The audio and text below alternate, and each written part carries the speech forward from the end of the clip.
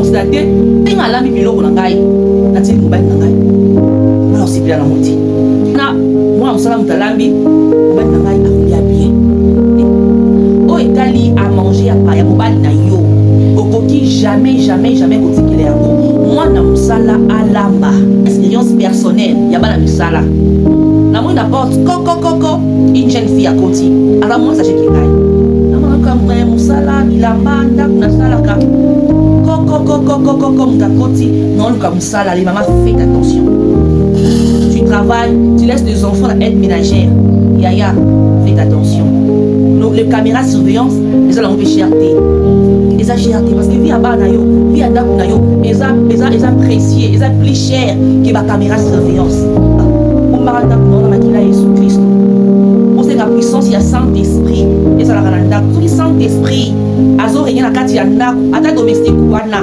aza muta mabe ozala coincé tout na que non aya kasuta kima obenga na été otete mabete mais comme la personne se sent coincée elle n'arrive pas ya kusala misana ye elle finira toujours par fuir.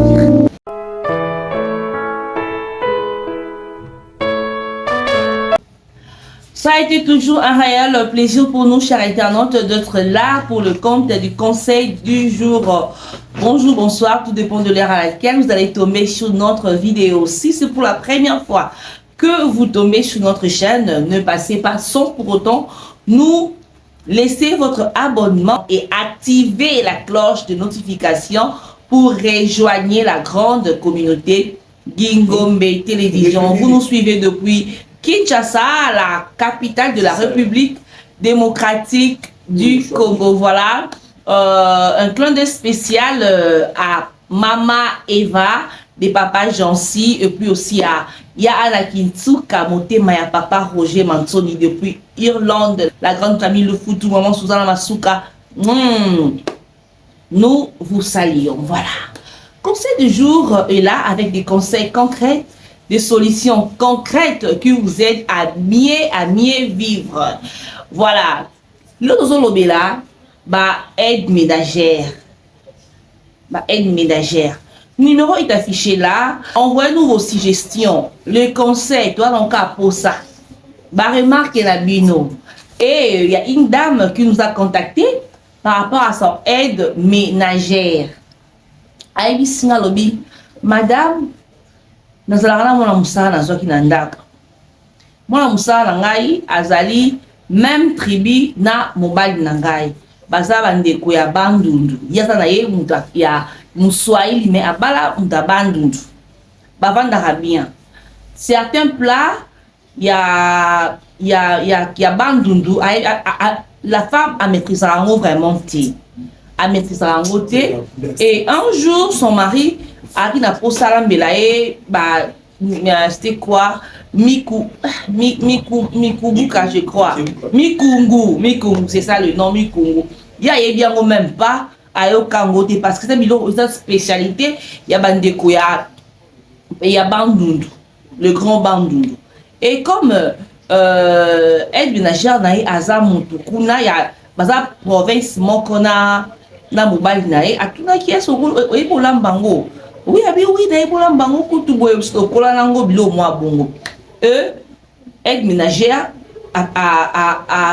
et madame apisaki aide ménagère na mbongo asala wendi asoma bilo oyo osala que pour que repas ezala elambama alambaki ayi madame imprudence na salaki fallait azala wana na mona comment est-ce que aide ménagère dans la colombe pour la kangango d'autant plus que ça nourriture ils n'arrivent pas préféré ils n'arrivent pas demandé à mobali nangai mais n'a qui pas quitté n'a tikaki alambaki bilo alambaki na esili à servir nera ezalaka asili fiake tant mbe papa yaki akutaki repas asengaki basalelaki yango plan na ye aliaki avec appétit ayebisi ngai madame mobali na ngai aliaka bina mingi te parce que yata ba gastrite msuka aboule moko fufu asi sango vraiment te mais ce jour là son mari arrivé pour lui même 2 boules c'est-à-dire asepelaki makasi na biloko yango na repas yango na plango oyo mwana mosala asalaki e atunaki nalambe biloko oyo abi aseplaki yango vraiment makasi e bala babi ngai moko nayebisi mobali nanga eza bien eloko yango ekutu te tel moto alambaki yango atangi nkombo ya aide ménagère na ye wana atangaki yango sans problème sans arrière pensée elekanaki bongo alobi na ngai eya kosala mwa semaine wana mobali na ye alai kodemande toujours babiloko ya mboka na bango bamikungu baminzinzi babiloko ya bandundu na sir bandeko na biso ya bandundu bayebi babiloko na bango wana babiloko ya mboka akomaki kosenga yango akomaki kosenga yango e comme abie mpe amona yeke comme aza na domestique oyo aza moto akuna domestique akomaki kolamba yango azolamba yango alambi yango ateli mobali bango na ndako na bana tellement bayebi na biloko yango mingi te babisue nango te baosala biloko bango mosusu baevoluaki bongo abi madame naye kokonstate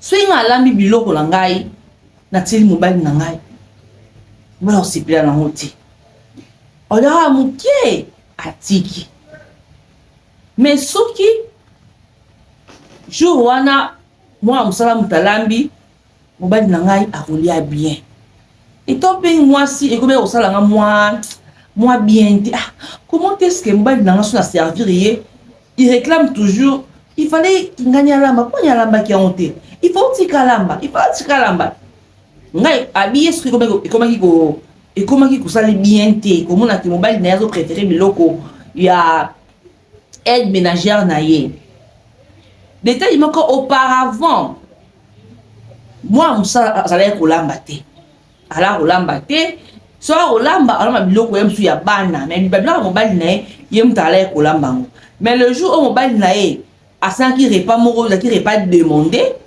ya mboka na bango nde akendaki korecourir epa mwana mosala et de lors mobali aliaka so biloko na ye ti soki atieli ya kosimbasimba kaka okabi non oyebisa alamba lobi alamba ekomaki bongo e mama ekomi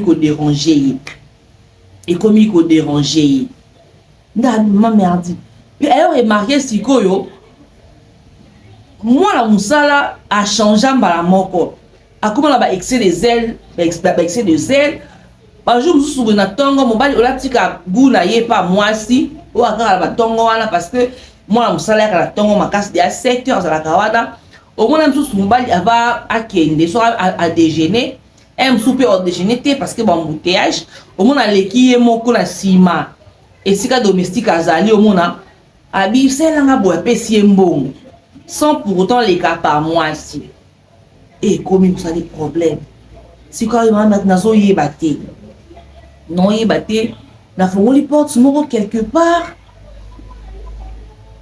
nayebi te nakoti eloko moko mabe ya ndako na ngai parce que mobali na ngai vraiment achangea nasali constant comment est-ce que mobali akoki kotika nga mwasi na ye même soki mpo mwana mosala alamba il doit nécessairement passer par moi nga nde fala pesa mwana mosala programme mobali na ngai po asala mais mobali akomi na niveau ye moko akokende apesi mwana mosala mosusu mbongo soit dollar oyo sela ngai mosusu atangi plat moko ya atangi biloko ya mboka na bango pour que mwana mosala asala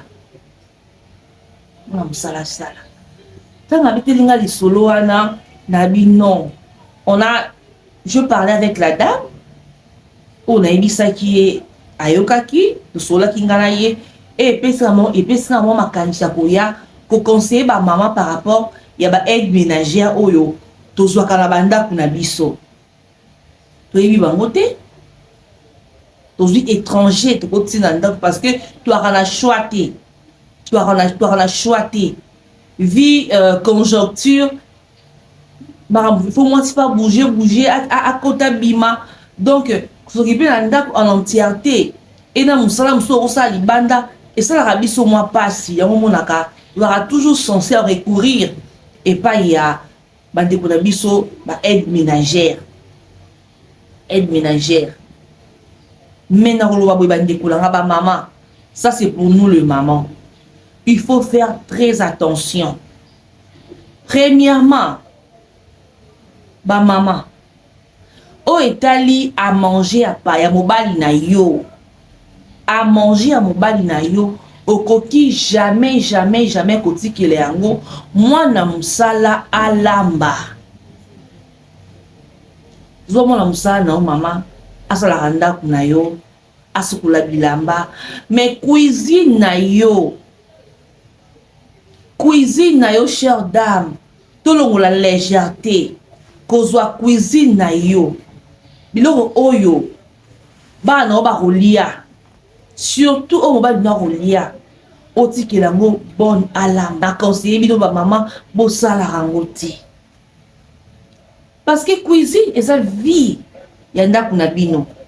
Parce que certaines mamans ba négligera côté wana ba na légèreté makasi. Cuisine eza vie ya ndako na yo. Tout peut passer par là et détruire un peu la maman. Conseil du Bino, ne laissez pas vos cuisines dans ma boca être ménagère. Ata soki obi ke no kaboli ya mobali nga mona lamba, mais ya bano tikeli, tu dois toujours kotia misu na yo na biloko wana. Il faut faire très attention ba maman. Et deuxièmement, au vandi na ndako na yo, koko mutakoti non luka musala, les mamans, faites attention. Faites attention. Aide ménagère. Ceux qui ont ba centre, ils ont ba, comment je peux l'appeler, ba ONG moko boza que non, bazawana ba kenda kozwa ko louer ba aide ménagère kuna ok kuna ozui, ou soit na canal ya mutu moko boye, là c'est bon. Mais la plupart, la majorité ya ba obayaka a toqué porte ayo ko musala, bazara toujours na ba problème, bazara toujours na ba problème pa maman. Ngai na expérience personnelle ya bana misala, naki na mona musala ngai mo liboso, on vivait bien. Obi que non aza humain comme yo, il faut traiter ye lokola ndeko, lokola mutu nyonso. Mais bana misala na biso soki o traiter pe bongo bakoma ko abuser. Abosani objectif o ayela kiwana, akomi ko mesana, familiarité de sala ba aide ménagère mabe. Akomi ko sala ma oya sous malamu te. Na moni qui comme qui malamu te dans une écarta qui na vanda bongo, vous savez les mamans avec les enfants, la maison, donc c'est aussi un peu compliqué. C'est pas la bazami qui est na lève dans la pose à mon musala. Un moment matin le vase na papa na véranda, na moni na porte coco une jeune fille à côté. Alors moins âgée que ngai. Na moni comme musala bilamba nda kuna salaka. Comme toi qui as besoin, il y a un musala na ngonga wana. Tout le monde dit que oui, c'est bien, tout suit. Na joie tout le monde musala wana une jeune fille. Mais ce que je vis dans ma maison, c'était le pire. La petite était le pire cauchemar. Un d'abord, à qui n'a pas mon musala. Donc c'est comme si dans une mois mort mouké, nga mon romo la kisaï. Donc j'étais là à Koloba, tout le monde il faut loba, koloba, tu l'aimes. Mon ibi, l'okuta, jusqu'à ce que Nahiko, pour remercier, accueillir. Après, bah, les gars, ça qui n'a pas de yango ba maman, ça là, qui n'a pas de ça, tout le monde. J'ai l'eau, bah, ça, ça dit, bah, des gars, mingi n'a pas de quoi battre. Il faut faire attention. Ba jeune marié, ba jeune, yeba mwana musani ozozwa. Yeba mwana musani ozozwa. Tu as 30 ans, ozu mwana musala ya ba 30 pa âge ya âge na yo ya. Ba mingi a pe jalouse. Oh mona, pona nini tera raniye. Toi, pour le cœur de l'homme est mauvais. Alors, ne tentez pas les diables dans nos maisons. Le maman, faites attention. Faites attention, faites attention. Pe maramboya otia ba caméra surveillance nanda, c'est très important. Tu travailles, tu laisses tes enfants dans aide ménagère. Yaya, faites attention. Les caméras surveillance, ils ont un peu cherté. Ils ont cherté parce que vie à bas na yo, vie à ndaku na yo, ils ont précieux, ils ont plus cher que la caméra surveillance. So monique, parce que il y a certaines femmes qui travaillent, donc elle a choisi, coûte que coûte, elle doit avoir aide ménagère. Couper sa confiance à 100% parce qu'il y a une billetté. Placer les caméras dans ta maison. Dans un endroit stratégique. Surveille ta maison de loin. Surveille tes enfants de loin. Mieux vaut prévenir. Mieux vaut prévenir. Et au-delà de surveillance, au-delà de caméras, au-delà de restrictions, maman, la prière est la clé. La prière est la clé, maman. Bombaranda kuna makila Yesu Christo. Pour sa caméra surveillance, oui, mais si la personne a de mauvais esprits, a des forces spirituelles, elle peut toutefois contrôler ta maison. Elle peut toutefois contrôler ta maison au-delà des caméras de surveillance. Il y a beaucoup de ça Yesu nanda. Pour cette puissance, il y a Saint-Esprit. Et ça la rananda. Tout qui Saint-Esprit. Azo régné na kati ya ndako ata domestique wana aza mutamara mabe ozala coincé, il y aura pas moyen à contrôler ndako na to bebisa ndako na to banana yo ozanga moyen au moins na qui force de ki makasi ya nzambe na ndako na yo yemoko kima do mona que non ayaka suta kima obengana été au traité mabete, mais comme la personne se sent coincée, elle n'arrive pas, elle finira toujours par fuir. Les mamans, c'est très important. C'est très important. Ne laissez pas vos cuisines. Beaucoup de misala. Pour tirer la limite. Au Italie, chambre na yo. Ya couché. Coupé, permettre tes aides ménagères à quota. Vous le mariez, nous le mariés. Qu'on permettre de qu'on permettre de bilora mobali na yo cuisine na yo ne permet pas parce que chez moi musala asala ka bilamba nanda pesili o etali biloko na kolia cuisine nanga dans la tierté au blanc mobali nanga o ya ba nanga o production nanga en tout cas on a un problème na été là vraiment na m'organiser pour que ngamoko na sombango na mokipelongo parce que là c'est la vie. Là c'est la vie. Donc au-delà de tout, couvrons nos maisons, la puissance y a Saint-Esprit. Donc voilà, c'était là conseil que Tobomse qui pour la bino, bande pour la biso, ba maman. On se retrouve très prochainement. Partagez nos vidéos, appelez les gens à s'abonner sur notre chaîne. C'est une façon de nous soutenir pour que tout évolue la chaîne Nabiso. Merci beaucoup. On se retrouve très prochainement avec un nouveau numéro. Il y a conseil du jour. Bye bye.